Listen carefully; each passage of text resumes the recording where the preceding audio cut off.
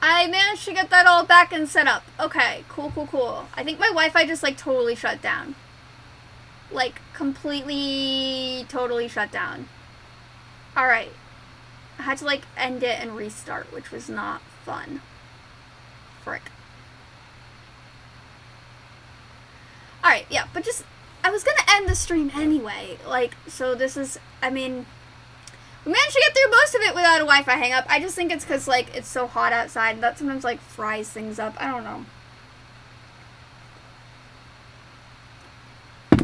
In California, you have to deal with PG&E and their shenanigans and shit, so that kind of comes into play when the weather is really hot, because they'll try to do these, like, forced outages and stuff like that, and that can mess with the Wi-Fi and shit, too, so yeah, it might be a PG&E issue. We'll see. But this is why I like you, Jimmy, because instead of, like, instead of, like, being like, oh, I'm sorry, you're like, I may or may not have killed you, like, it makes, like, that's funny. Like, I just don't really like it, like, to continue the conversation before the Wi-Fi had a shit show of a meltdown. I just, like, when people say, like, oh, I'm sorry your dad is dead, or I'm sorry this person's dead, they're apologizing for their awkwardness at the situation. They're not really apologizing because they understand your situation.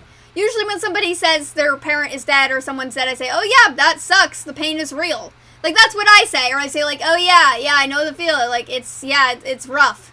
You know? Like, that's more validating than, like, saying, oh, I'm sorry, because when you say you're sorry, you're awkward. And, like, again, I'll link it in my Discord, but, Ask a Mortician has, like, the best, like, she has, like, a really good, like, death education channel, I guess. Which kind of, you know, doesn't, like, it's not something I think you want to, like, and again, I don't like the word normalize, but it is a thing that happens, and you have to understand and live with and, like, process in the world. And, like, I feel like a lot of people, we are taught to, there's, like, societal taboos against stuff like that, and that can be very problematic because it stigmatizes people who lose stuff like that. Like, when I was a kid and my dad died, like, the opioid crisis wasn't really well known at the time. So my dad was sober at that time. He was completely sober, but he broke his neck and he had to get neck surgery, and then they piled him with opioids. And so the opioid crisis, and that kind of ruined his sobriety because he was suddenly hooked on his opioids to deal with his pain. And the opioid crisis wasn't really well known at that time. So, like, now when I'm not sure how, like, I live in an area with a bunch of Karens, okay? So if I say my dad killed himself, it's kind of an issue. But everybody seems very convinced to ask how he died. And you know what? Fine, I'll tell them. Victim of the opioid crisis. That's a little different than some of the other things. But, yeah, like, the opioid crisis wasn't really well known then. And when he died, my family was put under a microscope. So I live in a small town, and I went to a kind of smallish school. I only had, like, a class, there was only, like, 2 classes for my grade, so we all kind of knew each other, and I live in an area with a bunch of soccer moms that are a lot older than my parents. My parents had me when they were kind of young compared to everybody else here in the town that I live in, so there was already stigma by that. My parents were divorced when I was 3, so there was already stigma around that. So everyone was already kind of talking about my family and how, like, they were all drug addicts and losers, which wasn't the case. My mom's actually been sober for 20 years. And my dad was sober at the time he broke his neck, so he had been sober for a good amount of time.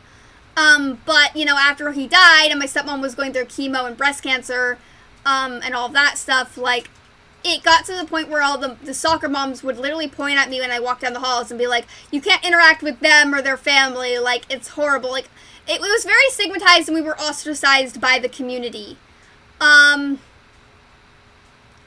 Yeah, so what do you mean? Are you talking about the Wi-Fi shenanigans? Because I think that's a PG&E issue with the weather being this hot.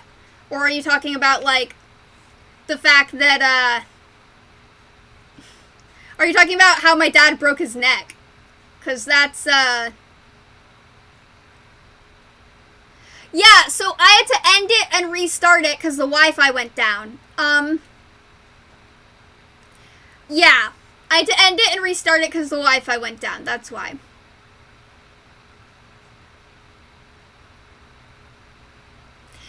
so my dad was a victim of the opioid crisis before people knew it was an opioid crisis, because he was actually, like, completely clean and sober at that time. Not mentally stable, mind you. Getting a psychiatrist with his limited insurance was kind of hard. But he was clean and sober. Like, he managed to stay clean and sober all throughout his divorce. So, yeah, but, like, No, I actually liked that part! I liked that part! That made me like you even more, Jimmy! God damn it! That made me like you even more!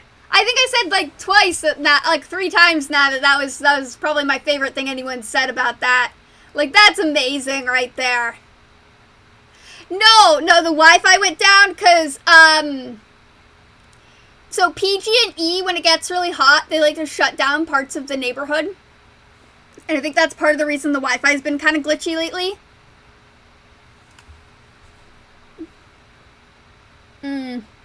Yeah. So, I think that's part of the reason the Wi-Fi was so glitchy, to be honest. Yeah,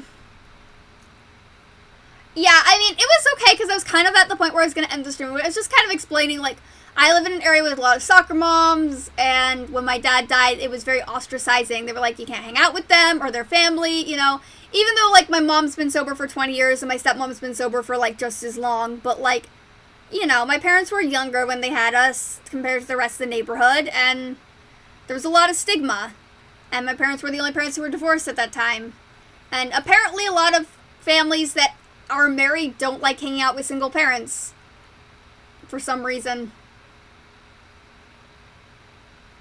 Hi, Yuriday! How are you today? Just chatting kind of at the end of the stream. I have like, I think 5 more minutes. So I think we're going to chat for 5 more minutes and just kind of wrap up the stream, talk about mental health, all that stuff. That's usually what I do at the end of the stream. I've learned that, like, at the end of streams now, I basically just end up talking about mental health stuff. Which I think is good. I think it's good to create a positive, mental health community as well. Because, like, let's be real, we all struggle with shit, and I think we should all, like, you know, talk about it, and, you know, not, like, again, I don't like using the word normalize talking about it, but just, the more we talk about, like, mental health and what goes on with it, the less, like, shameful it becomes in society, and the more we can, you know, handle it. Like, the more it becomes, like, a reality that it is. And it is a reality, and dealing with it is a reality. So, like, you know, this week I had to up my antidepressants, and it was weird, because I'm not used to that. And I suddenly had a bunch of serotonin going through my system, and I was like, oh my god, is this how regular people feel? Is this how regular people feel with this much serotonin going through the system? Like, I'm not on a lot of antidepressants. I'm only on 15 milligrams, which is nothing, right? And I'm just like, oh, I can feel the serotonin going through my system. Wow, I'm actually positive about things. That's weird. A better word than normalize. Yeah, regularize? Regularize sounds better. It's not a real word, but we can make it one. Hi, Bear. Do you want to say hi? Hi. Oh, you're good service dog in training, aren't you? You're a good service dog in training. Yes, you are.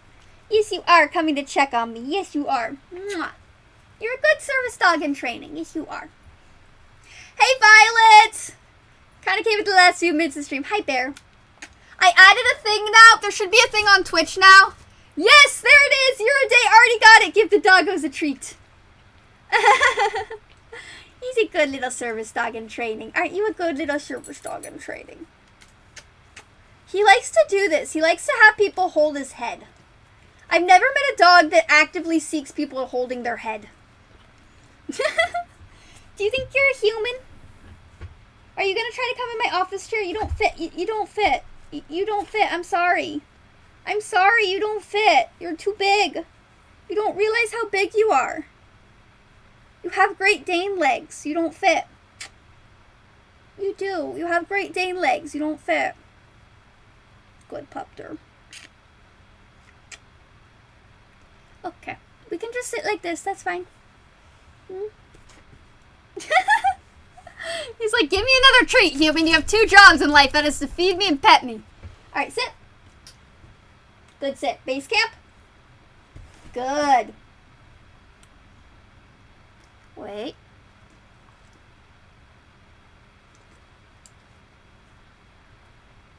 Good job. Yes. He's doing well. He's doing well. He's a smart guy. It's a problem. Well, okay, he's really smart because he can do all his tricks, right? But then he also knows that he's big enough to counter surf.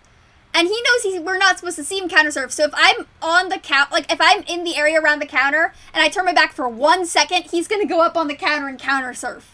It's a problem. He doesn't always eat the things on the counter. He's just really curious to see what's on the counter.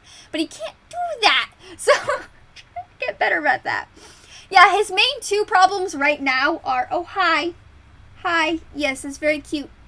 His main 2 problems right now are, 1, the counter surfing, and 2, if he sees another dog playing with... Like, if another dog is trying to play fetch, and the owner has a tennis ball and is trying to chase it, he will try to get the other dog to play with him instead. And a lot of the other dogs don't like that because they just want to play fetch with the ball. And that's his only issue, right? Those are his only 2 issues right now. But otherwise, he's pretty unflappable, and he's been pretty good. Pretty good. He does get into things, but he's young. That's exciting. Yeah, you're doing really well. You are.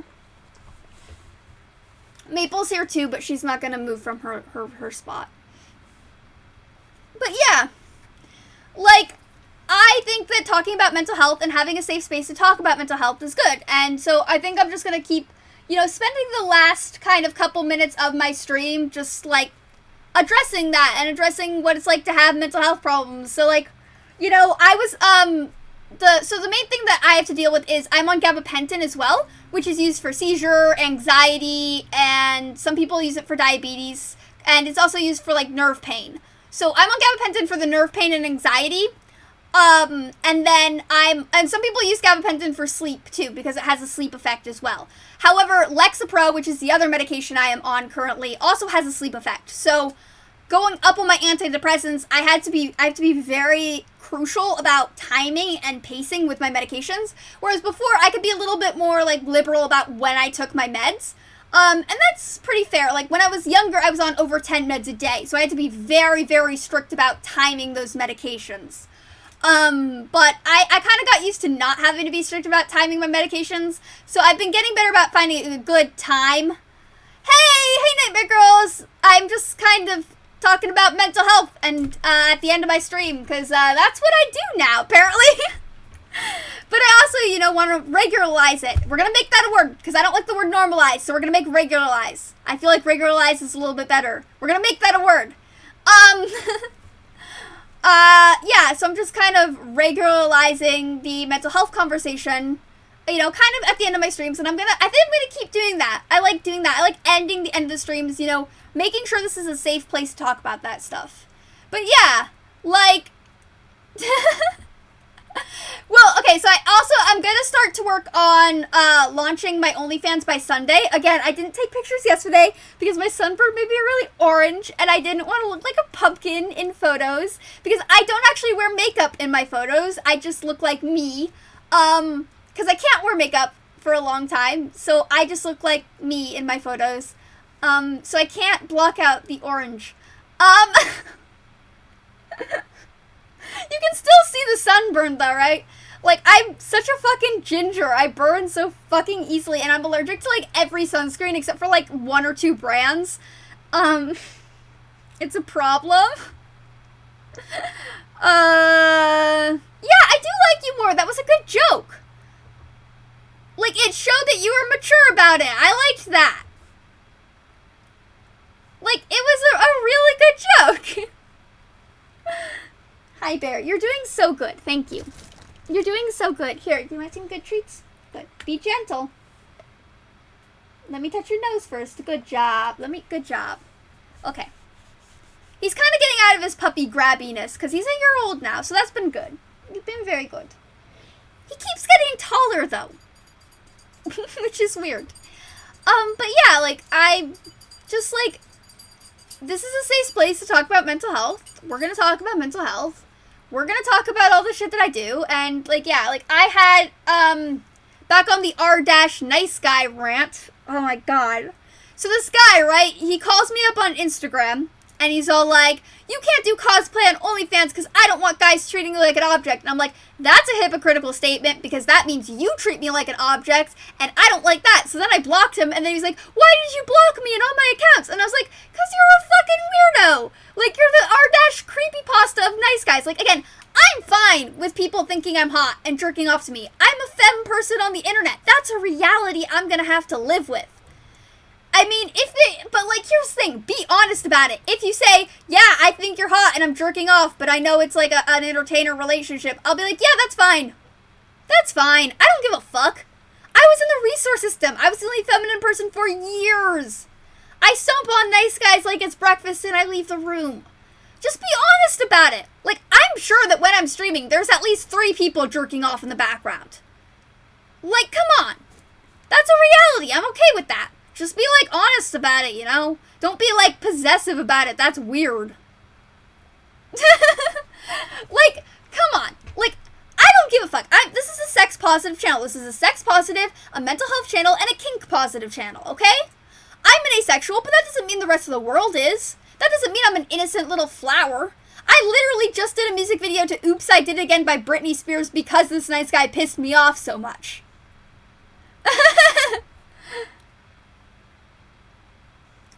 I know, right? Here's the thing, Day. If you receive a photo of dicks, send the dick photo right back. Go on Google, find a bigger dick, send it right back. That's how you deal with it. You go on Google, you find a bigger dick than the one they sent, and you send it right back.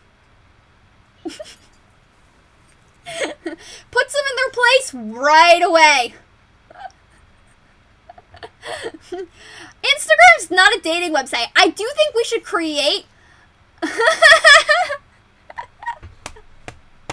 Yes, Nightmare Girl, exactly. That's how you deal with it, though. Exactly, like, yeah. Well, I mean, if the guy was, like, bisexual, then I might be interested. But, like, come on. Don't send a dick pic. That's just common sense. You don't open with a dick pic. No. I mean, send a dick pic back that's just bigger. Don't you fucking dare, Jimmy. Save it for OnlyFans. It's coming on Sunday.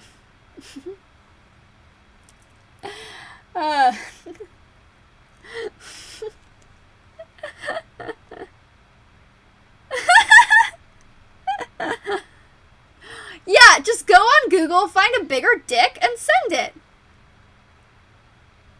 But, like, yeah, here's the thing. I just assume that, like, there's at least over 3 people jerking off to me every time I stream. That's okay. I don't give a shit about that. You do what you want to do. I assume that there's at least 5 people taking my photos and making catfish accounts somewhere in the universe. They're pieces of shit, but I'm gonna do it. Yeah. See, I'll do a little dance right now to prove how much I don't give a fuck. You want to see something cool? I'm gonna do a little dance right now, and you can see right in my cleavage, I don't give a fuck. Okay? It's my body. I do what the fuck I want with it. I do what the fuck I want with it. You want to see my butt? I do what the fuck I want with my body. It's my body, and I do what the fuck I want with it. Like, you know? I am aware of what it means to be a femme streamer on the internet.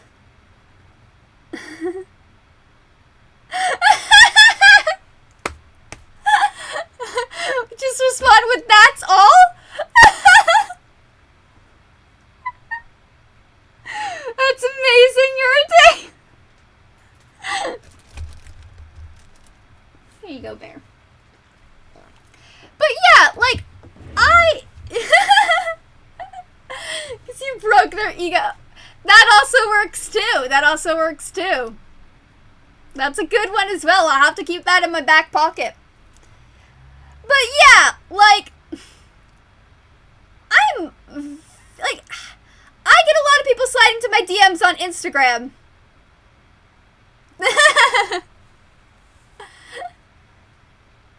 I get a lot of people sliding into my DMs on Instagram, and I am fully aware of that fact. That, like, like, it's fine to me if people slide in and, like, say, like, you're cute or hot or something. Like, that's fine. I'm fully aware of what I look like. Just because I'm an asexual doesn't mean I can't be a hot asexual. Like, I get it. But, like, at the same time, it's just, like, people who come in, like, all possessive, like, they're the only one that can love me, I'm like, no. See, I know my worth, okay? I listen to Lizzo. I know my worth. If he don't love you anymore, then walk your fine ass out the door. You know? Like, I don't need, like, like, when somebody says, oh, I'm the only person who can love you, no one can love you like I do, I'm like, good, because I don't need your love. That's kind of how I respond to nice guys. They're like, oh, I'm the only person who can love you. I'm the only person who can protect you. I'm like, good, because I don't need it and I don't want it. So if I don't need you and want you, like, bye. You know? I just, like, I don't have time for that shit. Exactly, Jimmy. Exactly. Love yourself. Exactly, you're a day. Exactly. You gotta be able to stand alone, too. To be able to stand with somebody. It's all about, life is all about balance, right? Loving yourself is a really hard thing to do. It took me a long time to love myself, too. Sometimes you just have to stand in the mirror and you just have to find one thing you like about yourself. And if you can find one thing you like about yourself, then that's good. Just one little tiny thing. It can be any tiny little thing. But I've been in therapy since I was 7. I've done a lot of self-work in my life. I know I'm a neurological nightmare. I'm realistic about that fact. And a lot of people are like, well, of course you love yourself. You know, you're young and vibrant and whatever. And I'm like, there's a lot of young and vibrant people who do not love themselves. It has nothing to do with age. It has nothing to do with how you look. It has nothing to do with where you come from. Depression is real, and it can happen to anyone. It's genetic. You know, there's a genetic component to it. It's a real fucking issue. And, like, yeah, like, it doesn't matter. It takes a lot of self-work. And even when I'm fucking depressed and I hate myself or I hate something that I've done, because I have PTSD. I'm confronted with horrible shit I've done every day. Like, flashbacks are real, you know? Like, I have to live with that horrible shit that I've done, and I have to adjust to the horrible shit that I've done in the past. And, like, the horrible shit that was done to me. And I have to live with that, and I have to work on that constantly. But,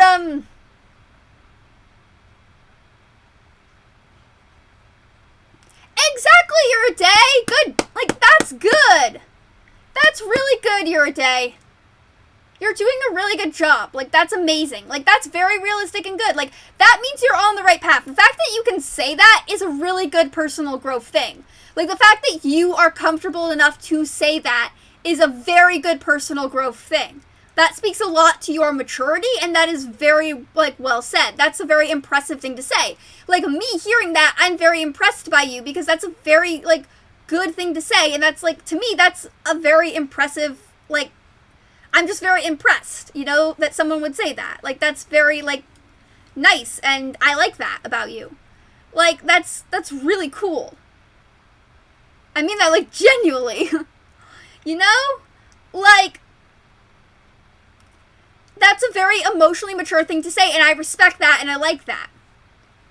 Like, that makes me like you 100 times more, you know? Like,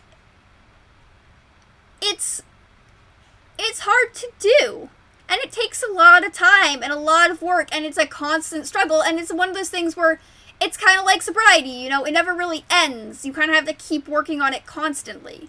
It's kind of like trying to be sober from your depression, which is very hard to do, right?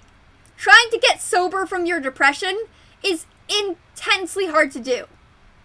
And it's a constant struggle. It's going to happen your entire life. Like, that's the thing.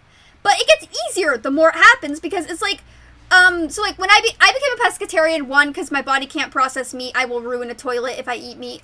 But 2, like, I really like sushi, and I also, again, my body cannot process meat, and I will ruin a toilet. So I became a pescatarian. Also, I don't really like some of the meat processing facilities' policies, but I do believe it's everyone's choice. I will never try to force that on anyone, because I had people try to force stuff on me, and I don't like it, and I would never do that to anyone else. So I get it, right? But when I became a pescatarian, at first it was really hard, because you're not used to checking all those packages and checking to see. There's a lot of meat products and everything.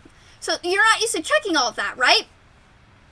I became a lot healthier for it because I was no longer destroying toilets with diarrhea. That's a little TMI, but you know, this whole stream's TMI. So, like, I, like, you know, but, like, I've been one now for over 10 years, and it's just natural to me now. Like, it's natural to me what I eat and what I can't eat. Like, yeah, when I go to restaurants, I have to double check. But, you know, I know which restaurants I can't go to and which restaurants I can. It's just a very natural thing to me. Like, it was really hard when I was depressed when I was younger to love myself, and it gets better and better as time goes on. Like, it's like getting sober from your depression or trying a new way of eating. Like, you have to work hard on it, and it does get easier as time goes on, but there are fallbacks where you fall back sometimes. Like, you know, Thanksgiving's really hard because I smell the ham, and I remember how much I liked that ham. And then I remember how much I would destroy a toilet after eating that ham, and I changed my mind. But it's a process. You know, it's easy to fall back into old habits, and learning from those old habits, you have to learn to push that, and it gets easier to push against that again and again and again as you learn more about yourself and you learn more about the environment that you need. Yeah, exactly, just like that, Nightmare Girls. Yeah. So it's just like, that's reality, you know?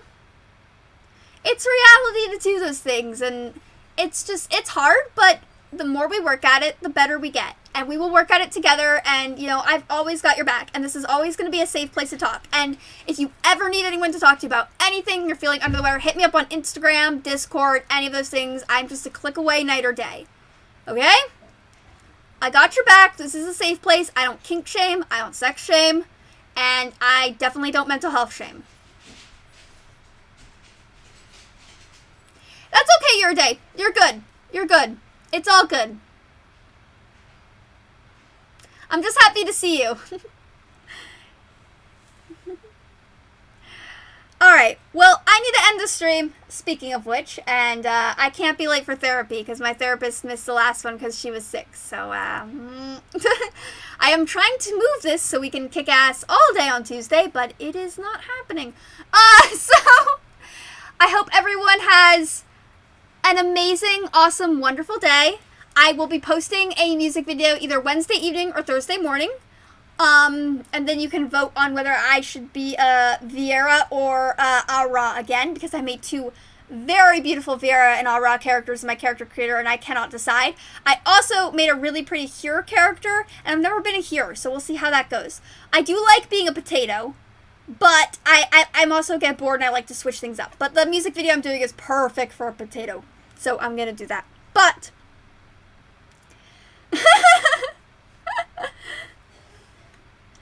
alright, everyone, stay safe, eat cake, because the more you weigh, the harder you are to kidnap. Hopefully, I will have a cake I can eat on Sunday's stream, because I want to eat cake on stream, because goddamn it, how I deal with my depression is cake. And I think it's okay to messily eat cake when you're depressed. Self-care is important, and if you need to messily eat a cake when you're depressed, messily eat that cake. Unless you're dealing with, like, food issues, and that's a whole other thing, and then it's a different level of self-care. But sometimes it's okay to get a little messy. So, stay safe, eat cake, more you weigh, harder you are to kidnap. I want you to stick around. And I'm just a click away, night or day. So feel free to hit me up whenever you need to. Alright, goodbye!